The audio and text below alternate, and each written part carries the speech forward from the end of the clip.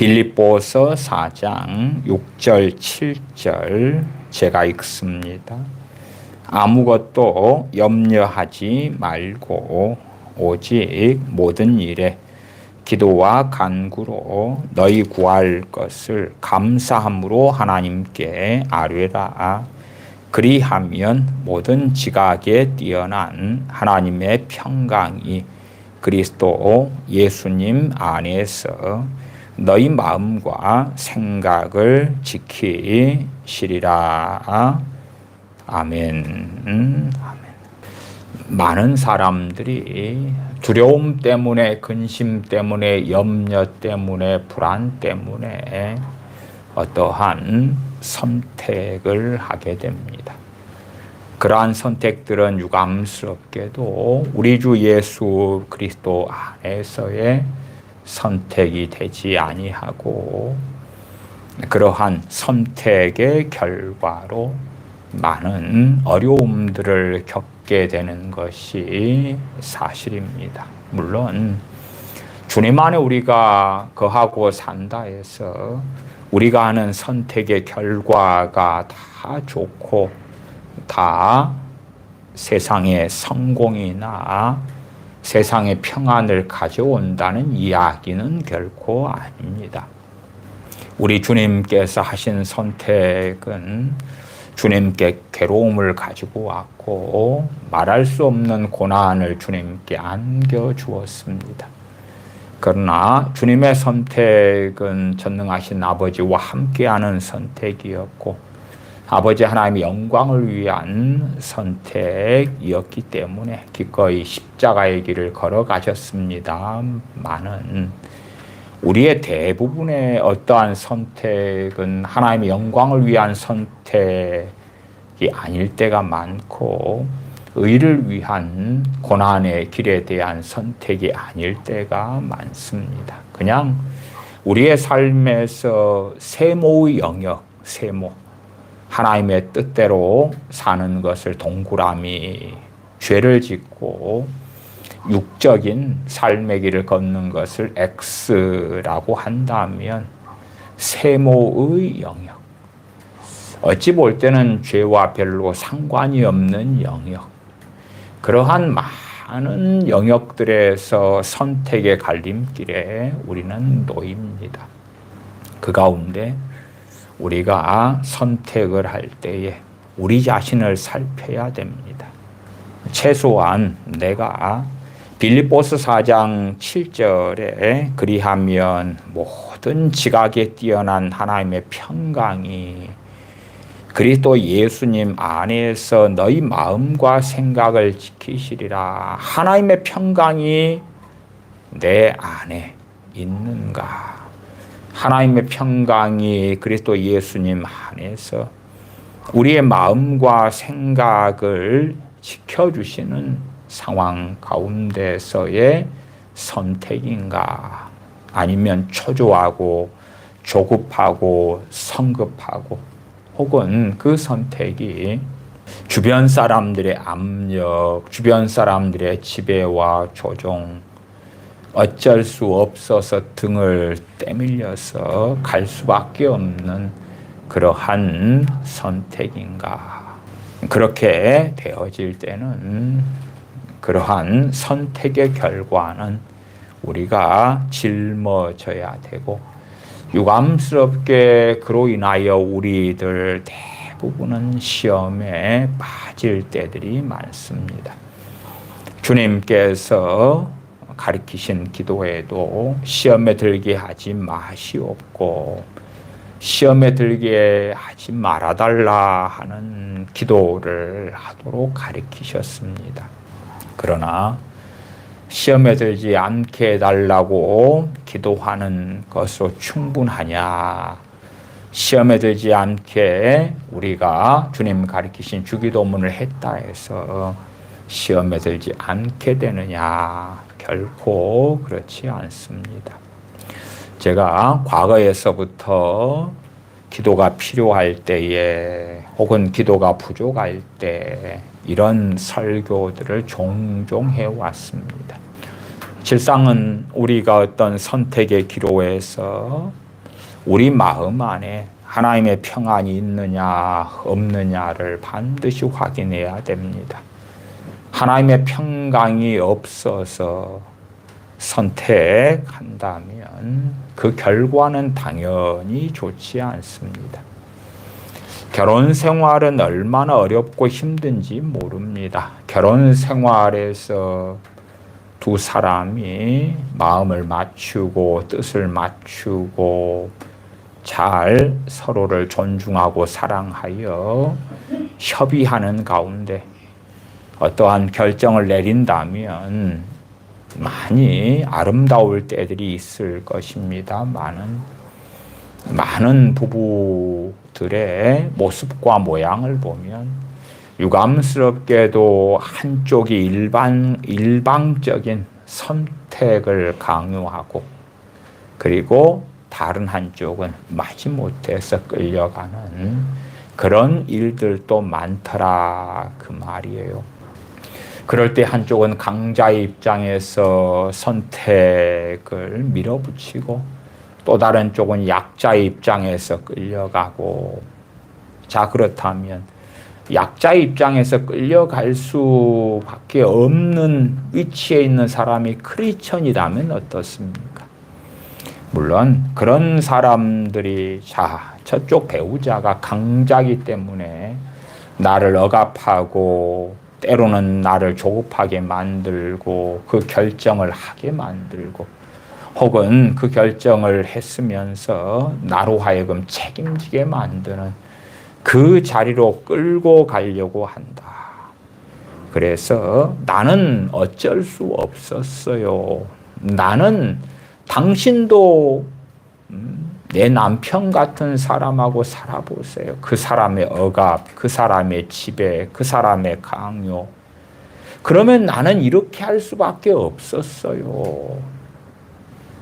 그렇게 하시는 이들을 자주 만나왔습니다. 그런 분들은 온통 남편에 대한 원망도 많고, 왜요? 결혼 생활 한 30년 했다 하면 남편이 이렇게 강요하고 이렇게 지배하고 억압하고 그 결과로 인해서 많은 어려움을 당해왔단 말이에요.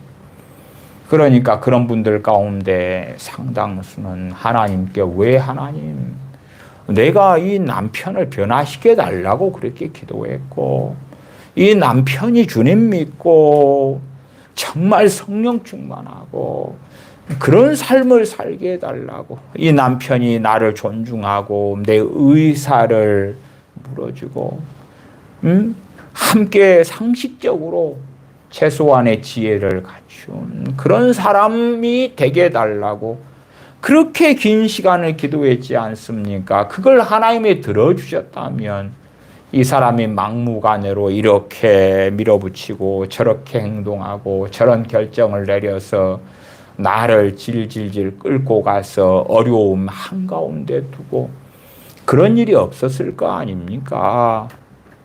그런 분들이 저하고 상담하시면서도 남편 때문에 이런저런 선택을 하게 되었고 그로 인하여 나는 이러이러한 고통을 받게 되었노라고 항변하시는 거예요. 그런 상황 속에서 내가 어떻게 기도하면, 내가 어떻게 하면 남편을 바꿀 수 있을까요? 아니면 남편의 선택으로 나는 질질 끌려가서 이러한 많은 어려움의 상황 속에 처하고 있는데 이 어려움의 상황을 어떻게 기도하거나 어떻게 뭘 하면은 벗어날 수 있을까요? 그런 말씀들을 하시는 거예요. 저런 남편하고 살면 누구든지 이렇게 될 수밖에 없다는 것을 스스로를 변호하고 싶은 많은 이들의 모습들을 보아왔어요. 그러면 유감스럽게도 저는 그렇게 말씀을 드릴 수밖에 없지요. 또한 드릴 수밖에 없었기도 하고요. 당신께서 남편이 주님이 아니기 때문에 당신은 주님을 섬기고 계시기 때문에 주님을 진실로 따라 가셨냐. 남편이 당신 목에 칼을 들이대더라도 진실로 당신 안에 역사하시는 성령님의 역사하심이 그것이 예스 하면 가는 것이고 노 하면 안 가는 것이고 당신은 그 길을 걸어왔냐. 주님의 사도들이나 많은 하나님의 종들이 죽임을 당해왔는데 물론 우리는 그런 세상에 살고 있지는 않습니다. 남편이 강압하고 억압하고 지배할 때에 그걸 내가 안 따른다 그러면 남편이 죽입니까? 뭘 어떻게 해야 합니까? 욕설을 할 거고 때론 폭행을 할 거고 폭언을 할 거고 심지어 내가 가정주부고 남편 혼자 돈을 버는 사람이라면 생활비도 안 줄 수도 있고 저는 그런 가정들도 많이 봐왔어요. 남편이 자기 마음대로 자신의 아내가 따라주지 않으니까 카드를 수거하고 생활비를 주지 않고 그걸로 자신의 아내를 조종하고 지배하려는 그런 케이스들도 많이 봐왔습니다. 그러나 과연 진실로 그래서 나는 어쩔 수 없어요.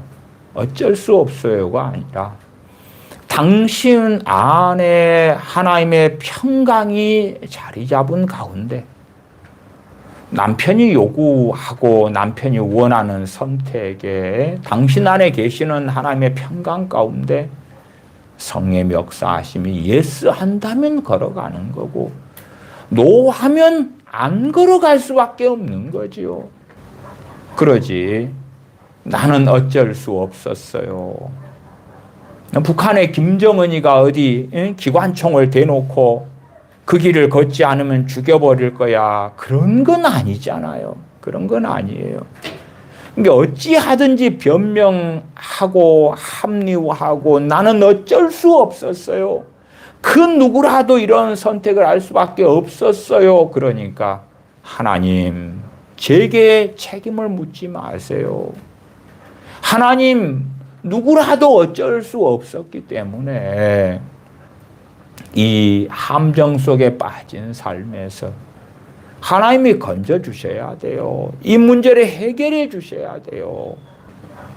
저는 상당히 많은 아내 되시는 분들, 그런 분들이 남편의 지배와 조종을 받고 끌려가면서 말하자면 주님을 따라 살기보다 진리를 따라 살기보다 남편 시키는 대로 하면서 진리의 길, 의의 길이 아니면 남편하고 많이 싸울 수밖에 없는 그 길을 걷기보다도 싸움을 회피하는 거지요. 싸움을 회피하는 거예요. 왜? 남편은 강자니까. 나는 약자니까.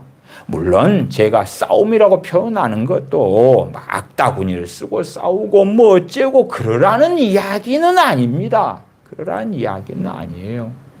최소한 내가 크리스천이면 내가 어떤 선택을 할 때에 첫째는 빌립보서 4장 6절처럼 아무것도 염려하지 말고, 염려하지 말란 이야기는 너희 염려를 주께 맡기라 하는 거죠. 맡기라.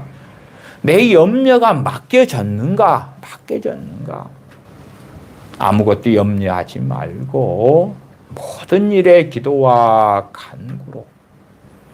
염려가 쉽게 전능하신 아버지께 또한 우리 주님께 맡겨지는 건 아닙니다. 염려도 당연히 큰 염려가 있고 작은 염려가 있지 않겠습니까? 그래서 많은 염려들은 충분한 기도가 필요합니다. 충분한 기도가 될 때에 맡겨지는 거예요. 충분한 기도가 될 때에. 그러지 기도가 부족하면 맡겨지지 않을 많은 일들이 있습니다. 우리가 보통 먹는 쌀 한 포가 20kg 아닙니까? 20kg를 내가 들고 가려면 20kg 이상의 힘을 써야 되는 거예요. 1kg 힘을 쓰면서 20kg 쌀 포대를 들려고 하면 들립니까? 들리지 않지요. 그것처럼 염려도 경중이 있을 거 아닙니까? 염려의 정도가 다른 거예요. 문제가 큰 문제인지 적은 문제인지. 우리 주님께서 십자가를 앞두시고는 겟세마네 동산에 가셔서 최소한 1시간씩 동일한 기도를 3번이나 하셨어요. 심지어 주님의 기도는 그 땀방울이 떨어지는 핏방울처럼 변할 정도로, 나아가서 천사들이 주님의 기도를 도울 정도로 그러한 정말 놀라운 간구의 기도로 전능하신 아버지 하나님께 나아가셨어요. 왜? 십자가를 짊어지기 위해서는 진실로 기도가, 간구가 필요하고 필요했거든요. 주님께서 베드로 사도에게 그렇게 말씀하셨어요. 시몬아, 너가 한시도 한시간도 깨어 있을 수 없더냐? 시험에 들지 않게 깨어 있어 기도하라. 마태복음 26장과 마가복음 14장.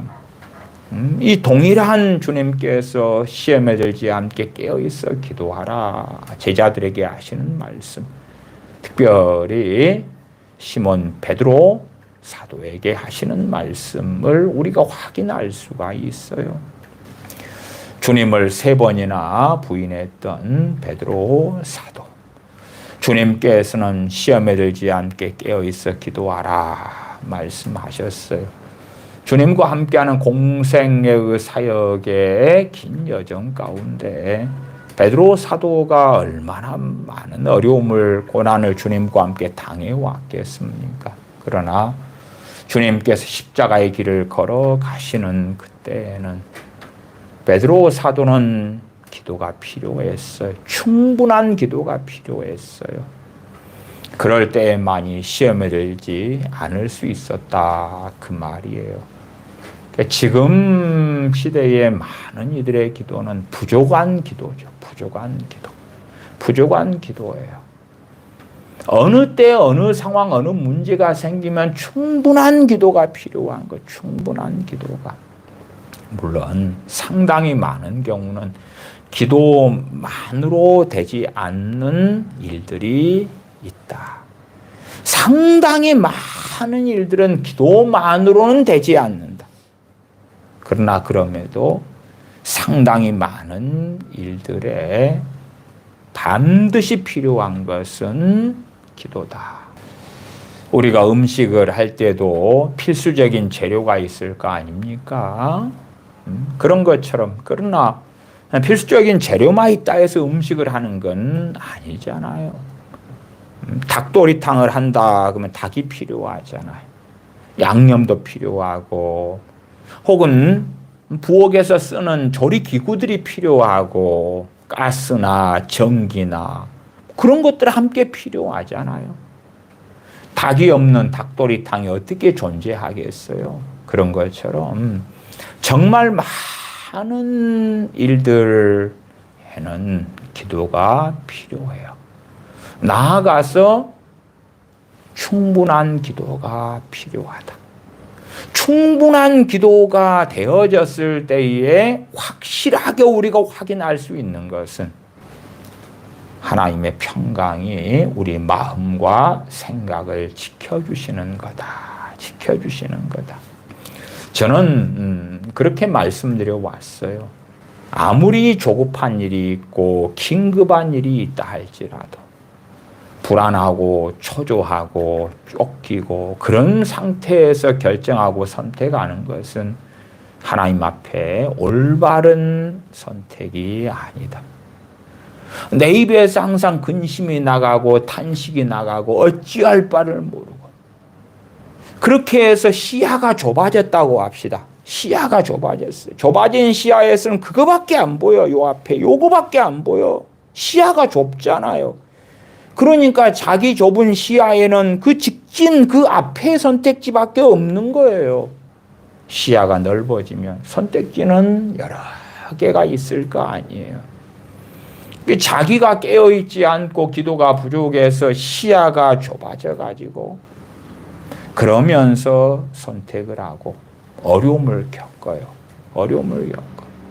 어려움을 겪은 다음에 이제 하나님께 기도하고 하나님을 의지하고 그럴 때도 당연히 하나님의 은혜와 도우심은 있습니다만은, 그러나 과거로 원점으로 그 선택을 하기 전에 과거로 돌아갈 수는 없는 거예요. 그런 비유를 들겠습니다. 자녀가 고등학생이 되었어요. 그러면은 고등학교 1학년, 2학년, 3학년의 시간을 가지고 직업 직장을 준비하든지 대학을 준비하든지 하겠지요. 그때 그 3년의 시간을 허송세월 해버린 다음에 그 때를 놓쳐버려요. 그리고 심지어는 한 25살이 되어져 버렸다.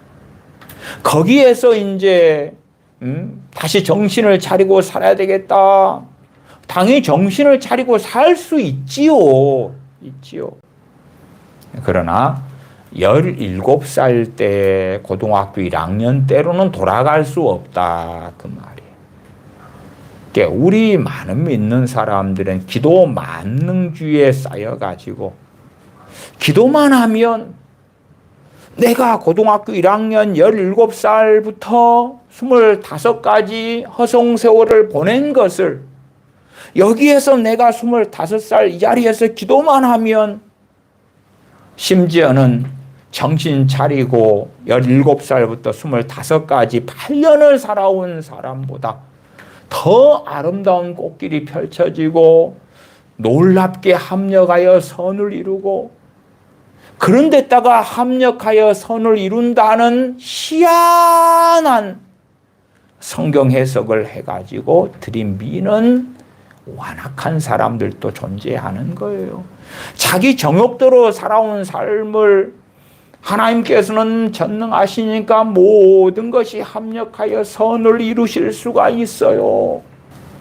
그러면 안방에다가 똥을 싸놓고 건너방에 똥을 싸놓고 현관에 똥을 싸놓고 자기 집 호실 앞에 똥을 싸놓고 길바닥에 전봇대 앞에 똥을 싸놓고 그 다음에 이제 범인으로 잡히게 되니까 하나님은 모든 것이 합력하여 선을 이룰 수가 있어요. 자신의 수치가 드러나니까 그렇다면 그것은 정말 어리석은 사람이 되는 거죠. 자신의 죄에 대한 자신의 어리석음에 대해서 하나님께 책임을 전가하려고 하는데 하나님은 그러한 책임 전가를 받아주시지 않습니다. 그래서 우리가 마땅히 어떤 선택의 기로에 있어서는 우리가 충분한 기도가 필요한데 충분히 기도했는가? 아니, 상식을 가지고 있어야 되잖아요. 물건을 사도 10만 원짜리 물건과 100만 원짜리 물건과 1000만 원짜리 물건, 가격이 크면 클수록 더 많은 돈이 필요할 거 아닙니까? 그것처럼 문제가 크고 심각할수록 더 많은 기도가 필요하다는 것은 너무나 당연한 거잖아요. 정말 많은 믿는 사람들이요, 많은 기도가 필요할 때 적은 기도를 해요. 저는 그런 친구들도 봤어요. 특별히 청년들 가운데 그런 친구들이 종종 있어 왔는데 기도를 안 합니다. 기도를 안 해요. 그리고 막무가내 믿음을 가지고 있어요. 기도를 안 해요. 물론 전혀 안 한다 그것보다도 식사기도 정도 있지요. 식사기도. 무슨 일이 있는데 하나님 잘 해주세요. 그리고 지나가는 거예요. 그러면서 나는 하나님을 믿기 때문에 그렇게 잠깐 스쳐 지나가는 식으로 기도했기 때문에, 그리고 형통하기를 잘 풀려가기를 바라는 거예요. 물론 그 결과가 좋지 않았을 때가 당연히 많지요. 하나님 왜 내가 하나님께 이 일을 잘 해달라고 했지 않냐고. 잘해 달라고 했으면 잘해 주셔야지 왜 안 그러셨냐고 원망하는 거예요. 그러한 친구들이 신앙생활을 제대로 정상적으로 오래 하는 경우는 별로 못 봤습니다. 왜냐하면 말씀에 기반한 믿음 신앙도 아니고 제정신을 가진 신앙 믿음도 아니니까 그렇지요. 이 빌립보서 4장 6절, 7절 등의 말씀을 가지고 최근에도 지금 몇 차례 이어서 설교를 하고 있습니다만은 이 빌립보서는 사도 바울이 로마에서 투옥되어 있을 때 기록한 옥중서신이지요. 일반적으로 우리가 사도행전 28장에는 셋집에서 만 2년을 오는 모든 사람마다 우리 주님과 하나님의 나라에 대해서 증거하고 가르치는 내용들이 있지만 빌립보서 1장으로 가면은 시위대, 경비대 혹은 뭐 황제의 친위대 이렇게 번역할 수도 있는데 시위대에 있는 사람들까지도 사도 바울이 감옥에 갇힌 걸 다 알고 예수 그리스도 때문에 감옥에 갇혔고 주님을 증거한다는 걸 알게 되었다는 본문의 이야기가 있는 걸 볼 때에 셋집에 사는 시간을 넘어서 감옥 생활을 하고 있었을 때라는 것이 훨씬 더 명확해지죠. 주로 빌립보서가 AD 60년에서 63년 사이에 기록된 것으로 우리는 알고 있어요. 그러면 기본적으로 로마 황제 네로가 AD 54년부터 황제 노릇을 했어요. 그 다음에 앞으로 이어져 가야 될 순교자의 시대, 고난과 환란의 시대. 로마 제국 가운데 고난과 환란의 시대는 최소 250년이 이어져 왔는데 이제 시작에 불과한 거예요. 10명의 가장 포악한 우리 주님을 믿는 크리스천들을 괴롭히고 고문하고 잡고 죽이고 하는 황제들이 10명이 이어져 갑니다. 물론 10명이 계속 이어져 가는 건 아니고 내로부터 시작해서 이제 연결되기도 하고 한 타임 건너뛰기도 하고 하면서 10명의 로마 황제가 믿는 사람들을 극심하게 핍박을 한다 그 말이에요. 그러면 아무것도 염려하지 말고 오직 모든 일에 기도와 간구로 너희 구할 것을 하나님께 아뢰라. 감사함으로 하나님께 아뢰라. 그렇게 기도하면 로마 황제 네로가 회개를 해버립니까? 믿는 사람들은 복지시대에 살게 됩니까? 신앙의 자유를 가지게 됩니까? 너무 행복하게 변합니까? 그런 건 아니다. 그 말이 그런 건 아니에요. 그러니까 사람들은 자기들이 가지는 자기들이 원하는 그 기대감이 있고 소원이 있고 그런데 그 기대감과 소원이 이루어지지 않을 때에 과연 바른 믿음을 가지고 자기를 돌아보고 많은 경우 회개하면서 전능하신 아버지께 엎드리고 나아갈 수 있을 것이냐. 심지어 인생의 많은 기로에서 하나님께서 내어주신 평강이 있을 때에 어떨 때 평강이 있습니까? 염려가 맡겨졌을 때에 기도와 간구로 아뢰어졌을 때에 나아가서는 기도와 간구를 하는데 감사함으로 하나님께 아뢰라. 원망이 아니라 근심이 아니라 불평이 아니라 분노나 혈기나 시기 질투나 이런 것이 아니라 감사함으로 하나님께 아뢰라 그랬단 말이에요. 참 많은 사람들이 자신들이 해야 될 충분한 기도 그것이 아는 채 저 같은 목회자들에게 요청하는 거예요. 뭘 요청합니까?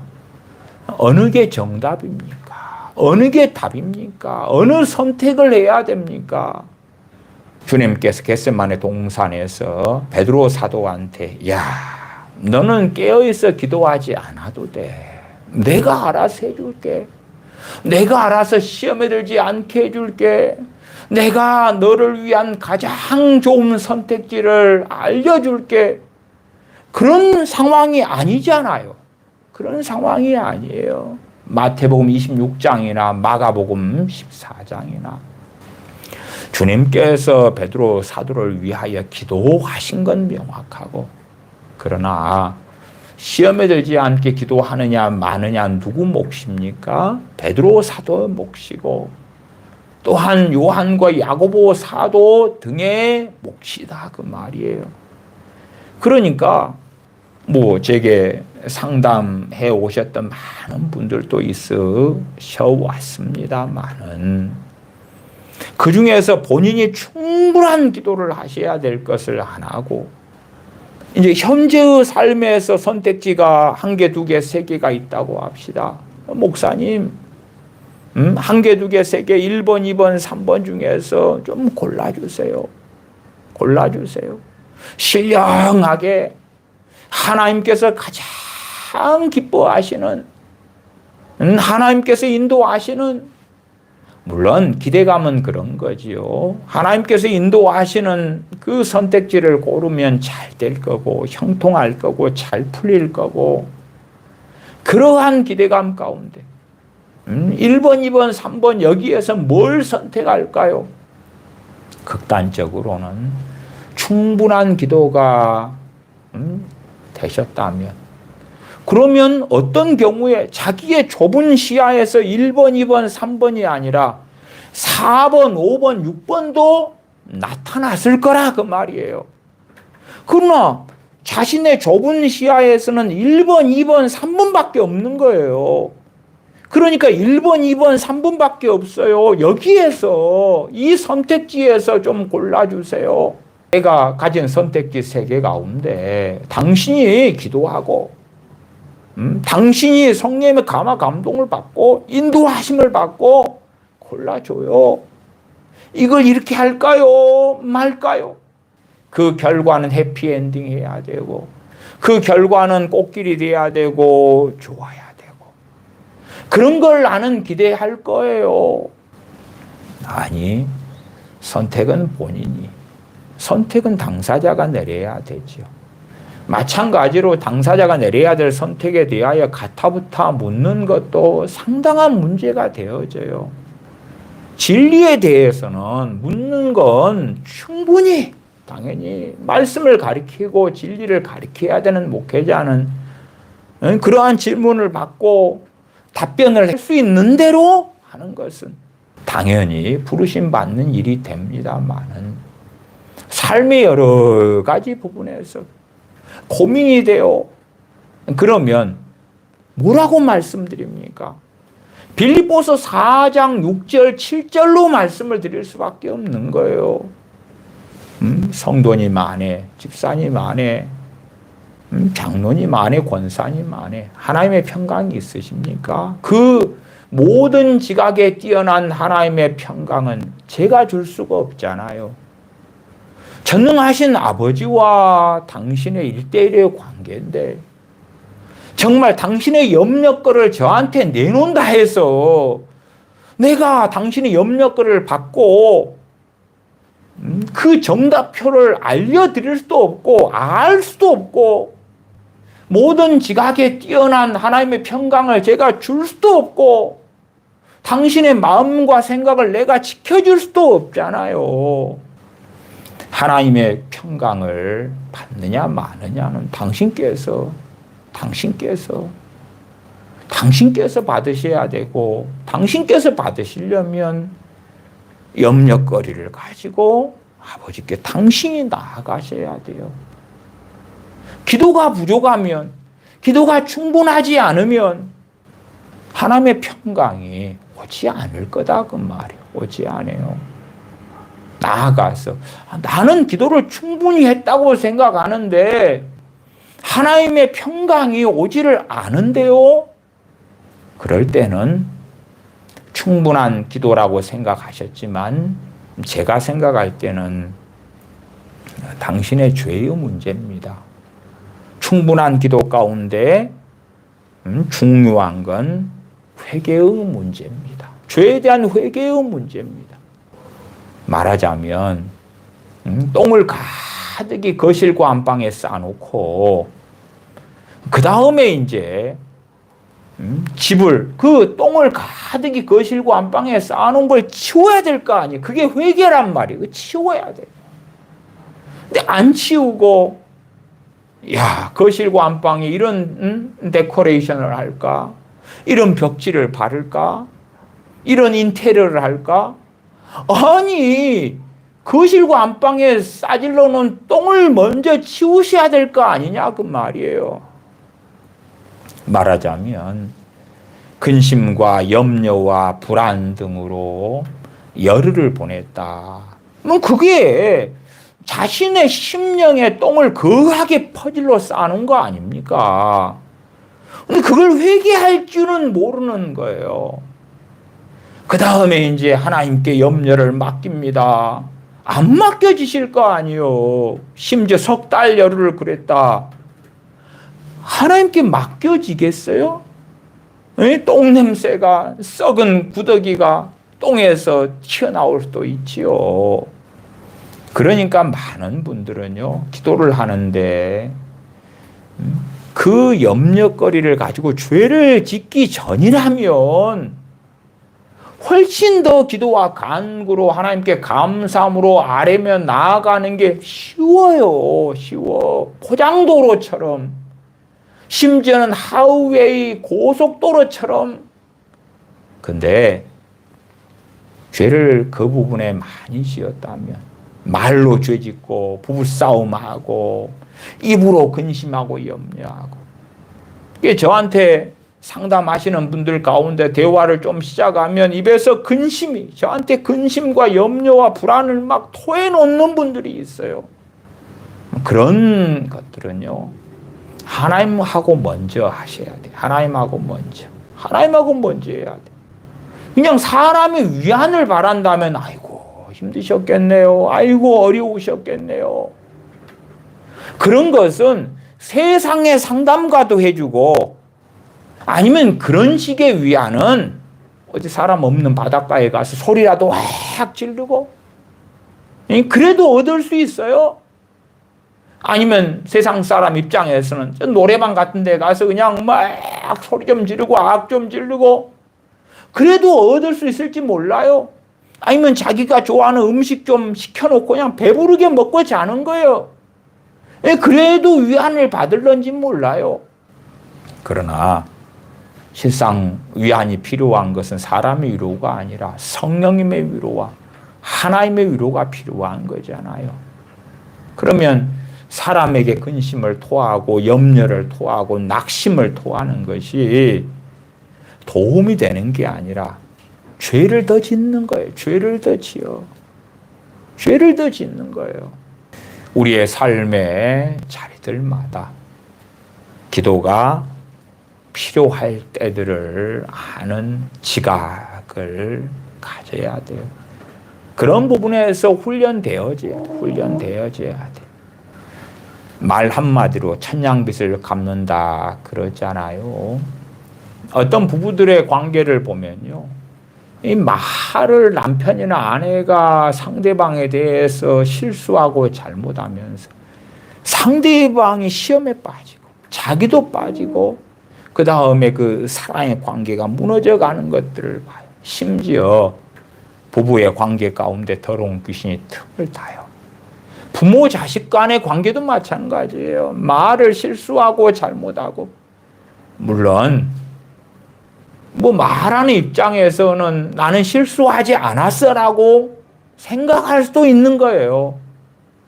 그러나 우리가 최소한 신령한 사람이라면 영적인 사람이라면 어떤 대화를 하고 난 다음에 성령님께서 근심을 주신다면 어떤 만남을 가진 다음에 근심을 주신다면 우리가 영적인 사람, 신령한 사람이라도 얼마든지 말에 실수가 있을 수 있고 혹은 내가 간섭하는 말을 하면서 상대방과 부딪혀버릴 수도 있는 거예요. 그럴 때는 성령님께서 근심을 주시는 것들을 경험해요. 성령님께 주시는 근심. 그럴 때는 반드시 뭐가 필요합니까? 기도가 필요해요. 어떨 때까지요? 성령님 주시는 근심이 사라질 때까지. 사라질 때까지 충분한 기도가 필요하죠. 여러분이 너무 배가 고파요. 그러면 얼마만큼 밥을 먹어야 되지요? 얼마만큼 음식을 먹어야 돼요? 그 허기가 질 때까지. 사람 몸이 필요한 충분한 음식 정도가 들어가야 될 거 아니에요. 내가 한두 끼를 굶었는데 밥숟갈 한 숟가락을 떴더니 끝나는 것입니까? 국 한 숟가락을 먹었더니 끝나는 거예요. 김치 한 쪼가리 먹었더니 이제 아이고 배부르다 그럽니까? 전통적으로 하면은 국 한 그릇, 밥 한 그릇 거기에 반찬 정도 먹어야지 배가 부를 거 아니에요. 마찬가지로 성령 주시는 근심이 뭔지를 이해하지 못하는 사람들이 있어요.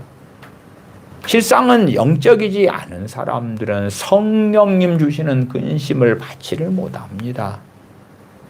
영적이지 않다, 신령하지 않다. 그 말은 뭐냐 하면 의를 위하여 죄와 싸우고 진리를 위하여 하나님의 영광을 위하여 살려는 그 중심을 안 가진 사람. 그런 사람들은 영적인 사람이 아니다. 그 말이에요. 눈에 보이는 것들만 추구하고 사는 사람들. 최소한 영적인 사람이다 그러면은 그래도 먹고 살아야 되니까 눈에 보이는 걸 추구하면서라도 이러면 안 되는데 그러한 생각이나 자각을 가진단 말이에요. 그러나 눈에 보이는 썩어질 것들만 추구하고 구하면서도 아무 이상을 못 느끼는 크리스천이 있다면 그 사람은 육신에 속한 자, 육에 속한 사람이다. 그 말이. 그런 사람은 성령님의 일을 받을 수가 없는 거예요. 그러나 많이 죄짓고 많이 넘어지더라도 내가 하나님을 사랑하고 말씀에 순종하여 살아야지. 내가 부족하지만 진리의 길을 걸어야지. 하나님의 말씀을 더 잘 깨닫고 알아서 주님과 함께 동행해야지. 그 중심을 가지고 있는 사람들. 그런 사람들을 저는 최소한 신령한 사람이다. 영에 속한 사람이다. 그렇게 말씀을 드려요.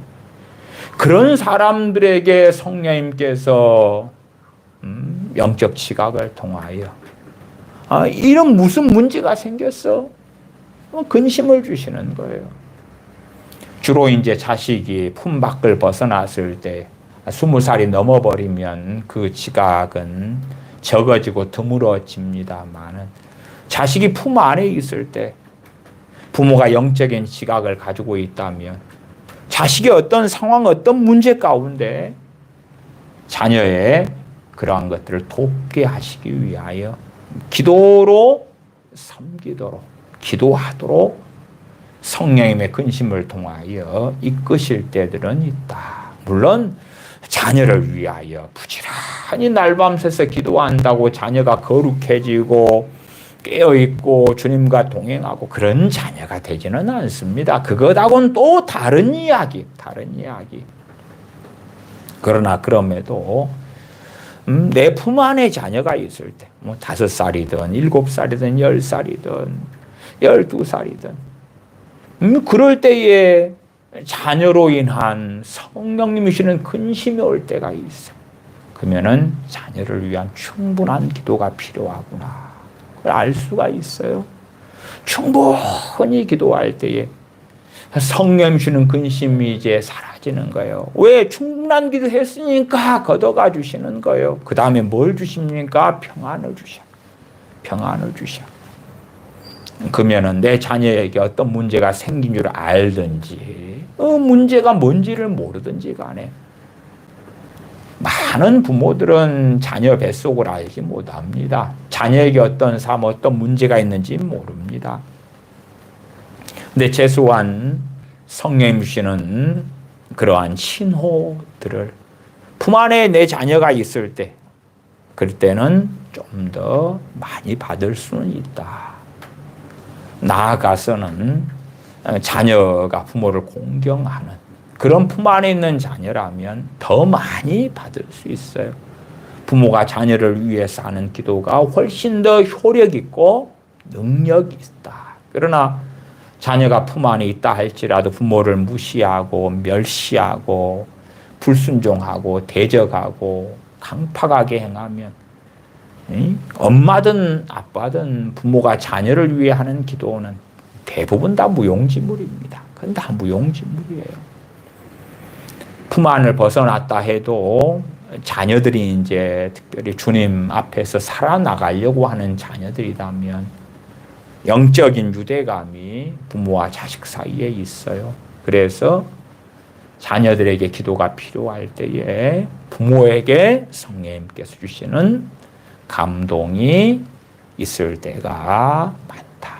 그러나 자녀가 품 안을 벗어났는데 신령한 삶을 살지 않아요. 주님 안에 살지 않아요. 그러면 여러 위기와 어려움이 와도 실상은 성령님께서 그 자녀들을 위해서 기도하라는 신호를 안 주시는 것은, 기도를 한다 해도 대부분의 경우에 하나님은 응답하시는 영역이 아니기 때문에 그래요. 왜? 무엇으로 심든지 거둬야 되는 사람은 당사자이기 때문에. 그렇지. 무조건 기도만 많이 해준다고 해서 하나님께서 알았다, 내가 해결해 주마, 내가 도와주마, 그렇게 되지 않기 때문에 그래요. 그렇게 되지 않기 때문에. 최근에 윤석열 전 대통령이 탄핵되지 않았습니까? 그러면 대한민국의 기독교인들 가운데 100만, 200만 명이 기도했단 말이에요. 탄핵 안 되게 해달라고. 그래서 하나님께서 알았어, 내가 너희 손을 들어줄게 그랬습니까? 아니에요. 모든 권세는 하나님께로부터 나지 않음이 없어요. 로마서 13장에 하나님 말씀을 받는다면 인정하셔야 돼. 극단적으로 헌법재판소가 윤석열 전 대통령을 파면했어, 탄핵시켰어, 아니면 민주당이 그랬어, 뭐가 그랬어. 그러기 전에 로마서 13장의 말씀을 받는 사람들이라면 하나님께서 그의 권력을 제거하셨어.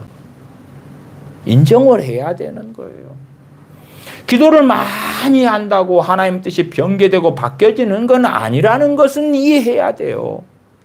그러나 많은 사람들이 기도를 많이 하면 하나님의 뜻이 바뀌고 하나님을 좌지우지할 줄로 알아요. 그런 이야기는 아니올시다. 그러나 최소한 우리가 우리 자신의 문제와 삶의 걸음걸음에 있어서, 물론 또한 내 가족이나 자식들에 대해서는 항상은 아니고 우리가 깨어있다면 그들에게 도움이 필요할 때에 성령님의 감화와 인도하심을 받을 수 있을 거라. 주로 기도가 필요한 사람들, 특별히 우리의 영역이 있잖아요. 영역 가운데서 하나님의 긍휼을 입을 사람이 자녀가 될 때가 있고, 남편 아내가 될 때가 있고, 부모 형제가 될 때가 있어요. 그러면 성령님께서 우리에게 감동을 주셔요.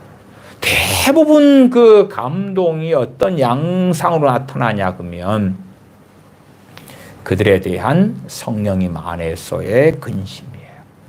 그들에 대한 성령님 안에서의 염려예요. 물론 어떤 이에 대한 염려가 있다 해서 그것을 위하여 기도하면 다 해결된다거나 그런 건 전혀 아닙니다. 그런 건 전혀 아니에요. 그러니까 영적 지각은 우리가 단련해야 되고 영적 지각을 가지도록 해 나가야 됩니다. 어떤 이에 대한 영적인 염려, 주님으로부터 오는 염려가 있더라도 성령님께서 기도를 막아버리시는 일들도 자주 있어요. 그러니까 야, 저렇게 되면 안 되는데라는 주님 안에서 염려를 가지면서도 어떻게 할 수 없는 상황도 사실은 많아요. 저 같은 경우는 그러한 일들은 많이 경험했어요. 그 가운데 이제 어떤 것은 기도가 필요하구나. 기도로 도울 수 있는 거구나. 기도로 섬길 수 있는 거구나. 그것을 아는 일들이 있다고 말이야. 아는 일들이. 그런 가운데 우리가 섬길 수 있어요. 근데 이제 타인에 대한 것, 그것이 자녀든지 부모 형제든지 간에 그러한 일들은 사실은 생각 외로 자주 있거나 많지는 않다. 제가 오늘 말씀드리는 것은 내 일, 내 삶, 내 인생 그 가운데 염려거리가 있을 때에 선택의 기로에 놓였을 때에 하나님의 평강이 내 안에 없다면 내가 선택을 사실은 내리면 안 되죠. 문제가 있어요. 무슨 문제가 있냐 그러면 선택을 내릴 때는 다가오는데 나는 기도와 간구를 제대로 하지 않아요. 그러면 어찌 됩니까? 점점점 마음은 조급해지겠죠. 더군다나 선택을 내가 해야 돼도 문제고 선택을 배우자라면 상대방이 해서 강요돼서 그 길을 걸어가는 것도 문제인 거예요. 선택의 이유가 초조함 때문에, 불안 때문에, 두려움 때문에 그렇다면 그 결과는 절대 좋지 않아요. 절대 좋지 않아요. 그냥 어리석은 사람들이요. 여러 길 중에서 분명히 이 가운데 정답이 있을 거야. 정답이 아니요. 하나님 평강이 내 안에 없으면 아무것도 정답이 없어요. 아무것도 다 가시밭길이 되어져요. 자꾸만 정답을 구하는 사람들은 저같이 목회자에게 이러이러한 선택의 일이 있는데요. 어느 것이 최고 좋을까요? 좀 아이디어를 구합시다. 조언을 구합시다. 아니요. 다 안 좋아요. 다 안 좋아. 그러면 제가 아이고 알아서 하셔야 됩니다. 그러면 상대방은 서운해요. 그래도 목사님한테 조언을 구했는데 이거에 대해서 무슨 장단점, 이건 장단점, 이것이 뭔가 가장 좋게 보인다고 뭐 이런 이야기를 해주셔야 되지요. 물론 제가 그런 이야기를 한다 그러면 그 뒤에 하나님이 계신 것처럼 생각을 하는 거예요. 그렇지 않아요. 그냥 가타부타 말을 안 하는 것이 최고 나을 때가 많은 일들이 있더라. 오히려 확인해야 될 것은 내 안에 하나님의 평강이 있는가. 내가 충분히 기도와 간구로 하나님께 나아갔는가. 나아가서 기도와 간구로 하나님께 나아갔는데 염려로 나아가는가. 감사로 나아가는가. 탄식으로 근심으로 두려움으로 나아가는가. 믿음으로 나아가는가. 감사로 나아가는가. 근심으로 나아가는가. 계속하여 우리 안에 근심이 있고 두려움이 있고 염려가 있다면 우리는 더 기도가 필요한 거예요. 나아가서 기도만으로 해결하려는 많은 사람들이 있어요. 그건 또 아니지요. 어떤 것은 기도만으로 되는 게 있어요. 그렇지요? 어떤 것은. 우리가 어떤 사람과 크게 다투었다고 합시다. 자식이든 부부든 뭐 형제든 간에. 근데 성령님실은 근심이 와요. 그러니까 그 근심이 없어질 때까지 충분한 기도가 필요해요. 그러면 이제 나나 상대방이 시험에 드는 것이 면해지기도 돼요. 그러니까 기도만으로 되어지는 것이 있긴 하지요. 그렇잖아요. 그러나 어떤 자녀가 내일 시험을 앞두고 있어요. 시험 공부를 안 했어요. 기도만 한다고 칩시다. 내일 보는 시험을 해결할 수 있습니까? 그러니까 최소한 상식과 지각을 가지고 있어야 되는 거예요. 내 자식이 수능 공부를 하나도 안 했어요. 수능을 봤어요. 결과가 너무 안 좋지요. 그러면 결과가 안 좋은 수능 성적이 너무 안 좋고 내신이 너무 안 좋은 내 자식을 위해서 많이 기도하면 최상의 길이 열립니까? 가장 좋은 대학을 들어갈 수 있게 되는 거예요? 가장 좋은 스펙을 장만할 수 있는 거예요? 안 그렇잖아요. 안 그래. 다시 재수를 하든지 뭘 하든지, 아니면 공부는 글렀으니까 기술을 배우는 것을 준비하고 그 길을 걸어가든지, 뭐 그렇게 해야 될 거 아니에요. 어떤 일은 절대 기도만으로는 안 되는 거예요. 그러니까 남편이 어떤 길을 걸어가자고 강요를 하는데 내게 하나님의 평강이 없어. 그러면 내가 충분히 기도하고 하나님께 나아가고, 그런 가운데서 이제 남편이 강요하는 그 길을, 하나님의 평강이 내 마음을 다스리는 가운데 남편이 강요하는 그걸 선택한다고 가정을 하고 하나님께 나아가 보라, 그 말이에요. 그래도 평안이 오는가? 남편이 원하고 강요하는 그 길을 걸어간다고 할 때 내게 하나님 주신 평안이 없다면 그 길은 아닌 거지. 그럼 어떻게 할 수밖에 없는 거예요? 남편에게 여보, 그 길을 내가 걷지 않을게요. 그 선택은 안 돼요. 그러면 남편이 아이고 좋아라, 잘했어 잘해, 당신 말 듣고 보니까 그 길을 걸어가면 안 되겠구만, 그럽니까? 안 그래요?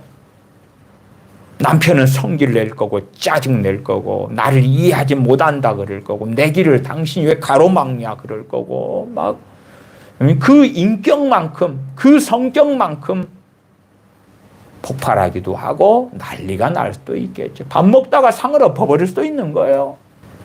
그러니까 어떤 것은 기도만으로 될 때가 있는데 또 어떤 것은 기꺼이 내가 싸움을 무릅써야 되는 거예요. 혈기를 부르고 싸우라는 이야기가 아니고 안 된다고, 욕도 먹고, 그럼 나는 그 길을 움직일 수 없다고. 움직일 수 없다고. 하나님이 주시는 평안이 있어야지. 평안이 있어야지. 그 길을 걸어가자 그럴 때에 걸어간다고 가정하고 하나님께 나아가는데 평안이 와요. 그러면 주님 안에서 행하는 일이 충분히 되겠지요. 그러나 환경이 만약시하기 때문에 이 선택을 할 수밖에 없어요. 그러나 당신 안에 주님 주시는 전능하신 아버지께서 주시는 평강이 있는가? 그 염려를 맡겨드렸는가? 나아가 충분한 기도로 맡겨드렸는가? 그렇게 하지 않았다면 충분한 기도로, 기도와 간구로 아래는 그것을 하지 않았다면 하나님의 평강이 마음과 생각을 지키시지 않을 거고, 거기에서 어떠한 선택, 어떠한 길을 걷든지 간에 별로 좋지 않아요. 별로 좋지 않아. 물론 주님을 따라서 의의 길을 걷는다 해서 하나님께 영광도 되고 세상에서도 부귀영화도 없고 그런 길은 없다는 걸 우리가 다 알잖아요. 그런 길은 아주 드문 예외적인 것은 존재합니다만은 일반적으로는 그러한 보장을 받는 것은 없는 거예요. 그럼에도 최소한 우리가 주님과 함께 살아가려면 많은 염려거리들 앞에서 충분한 기도가 필요해요. 기본적으로 우리가 영적으로 침체돼 간다, 마귀 공격이 많다, 뭐가 필요해요? 충분한 기도가 필요해요. 마귀가 틈타는 것 같아, 마귀 역사하는 것 같아, 충분한 기도가 필요해요. 내게 영적으로 짓눌림이 있어, 기도가 필요한 거예요. 기도가 필요한 거예요. 언제 기도가 필요하냐? 내게 불안이 와, 성령님 주시는 그러한 염려 말고, 내게 불안이 와, 내게 두려움이 있어, 나는 지금 기도 부족 상황에 놓인 거예요. 기도가 부족한 거예요. 기도가 부족한데 믿음의 역사를 제대로 할 수 있냐? 기도와 믿음은 불과 분리의 관계가 있는 거예요. 우리가 하루를 굶었어요. 그 다음에 이제 막 이삿짐을 날라야 돼. 힘을 제대로 쓸 수 있어요, 없어요? 힘을 제대로 못 써. 배가 고파가지고. 그런 것처럼 기도가 충분하지 않아요. 믿음의 역사를 못해. 왜 주님께서 세 명의 사도를 데리고 변화산에 가신 다음에 내려왔더니 남아있는 사도들, 그 사도들에게 귀신 들린 한 아버지가 내 아들에게 귀신을 쫓아내달라고 했는데 당신 제자들이 못하더이다. 왜 못한다고 했을까요? 주님의 그 사도들은 다 귀신을 제어하는 권세를 받은 이들인데 주님께 조용히 나와서 왜 우리는 못했습니까? 이런 유는 기도 외에는 나갈 수가 없느니라. 누구의 기도를 이야기할까요? 제자들의 기도. 제자들의 기도 생활. 단지 능력을 받았어. 우리가 자동차가 있는데 기름이 떨어지면, 트랙터가 있어, 컴바인이 있어, 경운기가 있어, 기름이 없으면 못하잖아요. 우리의 믿음이 역사하려면 충분한 기도가 필요한 거예요. 우리가 모래 위에서 헤엄칠 수 없잖아요. 물에 들어가서 물에서 헤엄치는 거예요. 그것처럼 충분한 기도 가운데 행해야 될 많은 상황들이 있어요. 자꾸만 우리가 믿음이 역사하지 않는다, 기도가 부족하구나. 낙심이 된다, 기도가 부족하구나. 왜 자꾸만 불안이 오지, 초조가 오지, 낙심이 되지, 기도가 부족하구나. 자꾸만 마귀가 틈타네, 기도가 부족하구나. 왜 자꾸 짜증이 나지? 왜 신경질이 나지? 왜 자꾸만 마음이 침체가 되지? 우울해지지? 절망이 생기지? 기도가 부족하구나. 기도를 바르게 한다면 성령님께서 기도를 도와주실 거고, 그렇게 하다 보면 성령의 도우심을 받으면 대부분 할 수밖에 없는 기도들이 뻔해요. 그것은 뭐냐 하면 죄를 회개하는 거예요. 죄를 회개하는 거예요. 과거에는 낙심이 왔는데 이길만 해. 내 정신력으로. 낙심을 좀 하다가 아이고 떨쳐 일어나고, 낙심 서너 시간 떨쳐 일어나고, 그러고 살다가, 근데 그게 점점점 쌓이니까 이제는 그 낙심의 무게, 낙심의 죄의 무게를 내가 못 견디게 되어서 낙심이 짓누르는 거예요. 우리가 헬스장에 가서 무게를 뭔가 든다 그러면은 이 무게까지는 내가 들을 수 있었어. 그 다음 무게를 추가해요. 점점 올라가면 이제 꼼짝도 안 해. 안 들려. 그것처럼 낙심을 조금 하고 살 때는 감당이 되는 거예요. 그 정도 무게쯤이야. 감당할 수 있어. 나 죄가 점점점 쌓여가 버리면 짓눌려 버리는 거예요. 당연히 그 죄를 통하여 마귀는 틈을 타지요. 그래서 우리가 기도가 부족할 때, 때로는 충분한 기도가 필요할 때, 나아가 충분히 기도가 될 때에는 명확하게 알 수가 있는 게 빌립보서 4장 7절이다 그랬습니다. 그리하면 모든 지각에 뛰어난 하나님의 평강이 그리스도 예수님 안에서 너희 마음과 생각을 지키시리라. 우리의 기도가 잘못됐으면 하나님의 평강이 내 마음과 생각을 지키시지 않고요. 기도가 잘못된 거예요. 기도가 부족하든지 아니면은 기도 가운데 잘못된 그러한 기대, 잘못된 자기의 정답, 이런 걸 가지고 막무가내로 하나님 이렇게 해주세요 했다든지, 또한 지난 시간도 말씀을 드렸다시피 어떠한 일들은 기도를 가지고 그것을 좌지우지하고 바꿀 수가 없는 거예요. 마치 이스라엘 백성이 광야 40년 동안에 그 고난의 길을 걸어간 것, 기도를 통하여 그걸 바꿀 수가 없는 거예요. 그 죄의 짐을 짊어지고 40년 광야 길을 행할 수밖에 없는 것처럼 그러나 어떤 것들은 기도를 통하여 하나님의 도우심이 임하고 하나님의 은혜가 주어지는 일들이 있더라. 그러나 기도를 통하여 자주지할 수 없는 것을 기도를 통하여 자주지하기를 바란다면 그것은 헛된 기대감이고 바람이 되고, 그러한 마음에 하나님의 주시는 평강, 하나님께서 마음과 생각을 하나님의 평강으로 지켜주시는 것이 안 나타나는 거예요. 안 나타나. 특별히 사람의 변화는 그렇다고 계속 말씀을 드렸어요. 각 사람은 하나님의 형상대로 지음받은 사람이고, 그래서 자유의지가 있는 거예요. 우리의 기도를 그를 바꿔버리고 싶다. 그건 하나님이 허락지 않는 영역이에요. 허락지 않는 영역. 그러니까 기도는 돕는 것이지 기도를 통하여 사람을 좌주지하는 거 아니에요. 그러면 진작 죽은 김일성이가 바뀌었고 김정일이가 바뀌었고 지금 김정은이가 바뀌었을 거 아니에요. 진작 바뀌었을 거 아니에요.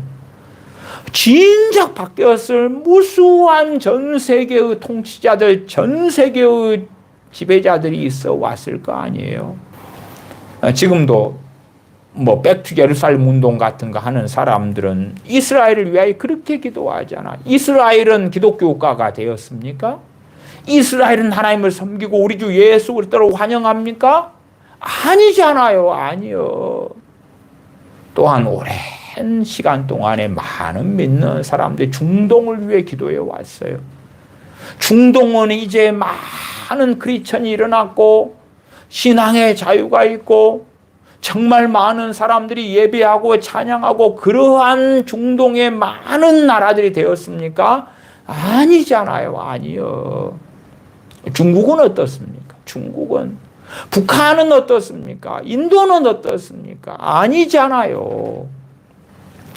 헛된 기대를 하게 되어지면, 헛된 소망을 가지면, 자기가 원하는 정답표를 내놓지 못하면, 그러면 기도와 간구를 하지만 자기의 뜻을 관철시키려 하는데 하나님 주시는 평안은 없죠. 내 것을 내려놔야 되죠. 내려놔야 돼. 하나님께서 어떻게 행하시는 걸 내가 어떻게 알겠어요? 맡겨드리고 내어드리고 그런 가운데 충분한 기도로 나아갈 때에 보편적으로 모든 지각에 뛰어난 하나님의 평강이 우리의 마음과 생각을 지켜주신다. 그런 하나님의 평강 가운데서 내가 어느 선택의 기로에서 어떻게 선택할지, 어떻게 지혜를 구해야 될지, 또한 우리의 선택은 진리의 선택이 대부분 아니기 때문에 그로 인한 장점이 있고 단점이 있을 수밖에 없는 거예요. 뻔한 이야기 아닙니까? 우리의 자녀가 대학을 간다 그럴 때에 선택만 잘하면 대학을 들어갔더니 성령 충만을 받아버리고 그 대학을 들어갔더니 자녀에게 꽃길이 펼쳐지고 그러한 대학, 그러한 과가 존재하겠습니까? 천국에 뭐 있는 대학이라면 몰라도 이 세상에서 대학은 서울대든지 연고대든지 카이스트든지 하버드, 예일대 그 어디라도 세상에 있는 대학은 없는 거예요. 없어. 기도하겠습니다. 아버지 하나님, 저희가 기도가 부족하고 기도가 필요하고 나아가 충분히 기도가 필요한 어떤 일들, 어떤 상황들에 직면하지만 충분히 기도하지 않고 염려를 맡겨드리지 아니하는 어리석음 가운데 근심하며 염려하며 절망하며 탄식하는 많은 일들이 있습니다. 저희의 어리석음을 용서해 주시고 저희가 전능하신 아버지께 근심 가운데서가 아니라 아버지 하나님께서 주시는 평강 가운데서 행하고 평강 가운데서 걸음걸음을 걷고 나아가 성령님을 통하여 기도를 하라는 신호를 주실 때에 기도가 부족하다, 영적인 지각으로 역사해 주실 때에 충분히 기도함으로 염려에 잡히는 사람들이 아니라 하나님의 평강 가운데서 한 걸음 한 걸음 주님과 함께 걷는 우리가 되게 하여 주시옵소서. 우리 주 예수님의 이름으로 기도하옵나이다. 아멘.